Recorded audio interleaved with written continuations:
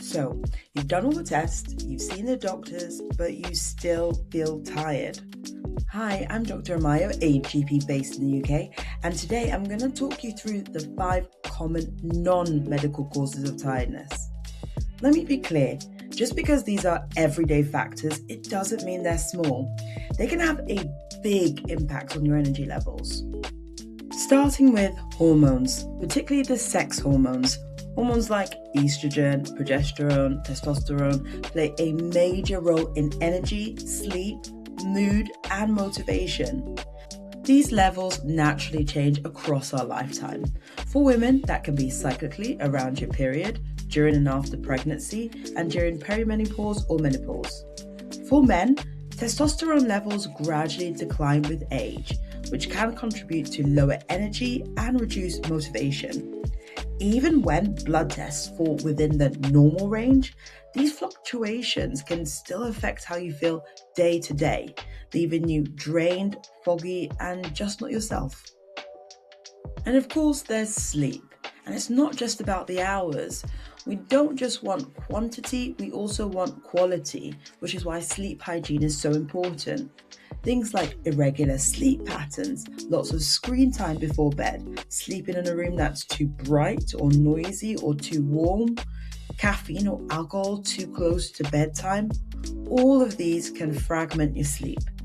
So you might technically be in bed for 7 or 8 hours, but if your sleep is light or disrupted, your body isn't properly recovering. And then there's the third thing, mental load. Chronic stress, feeling under pressure, worrying a lot, or always being switched on uses a huge amount of mental energy. When we're stressed, our bodies produce hormones like cortisol, which keeps us alert, but over time, that constant activation can be exhausting. And of course, the heaviest form of mental load can be depression or anxiety, both serious medical conditions that need professional support. But even without a formal diagnosis, ongoing mental pressure alone can drain your energy. So this one actually sits in both categories, medical and non-medical. And in either case, it's a real and important issue to address.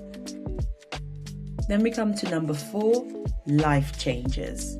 You may not even feel consciously stressed, but big life events, things like getting a new job, moving house, children leaving the home, caring responsibilities, can be incredibly draining. Even positive changes require adaptation. Your body can respond to prolonged change with tiredness, and this is a normal physiological response. Finally, we come to nutrition. Energy is closely linked to what you put into your body.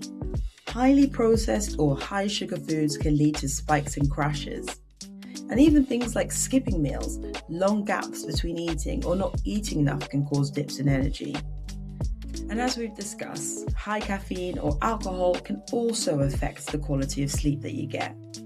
So paying attention to how you feel after eating and how your routine affects your energy level can be incredibly helpful.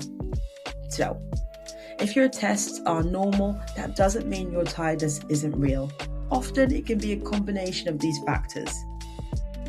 If your fatigue is persistent, worsening, or affecting your daily life, it's worth speaking to your doctor. So I hope this video has been helpful. This has been Medicine Made Clear with Dr. Amayo.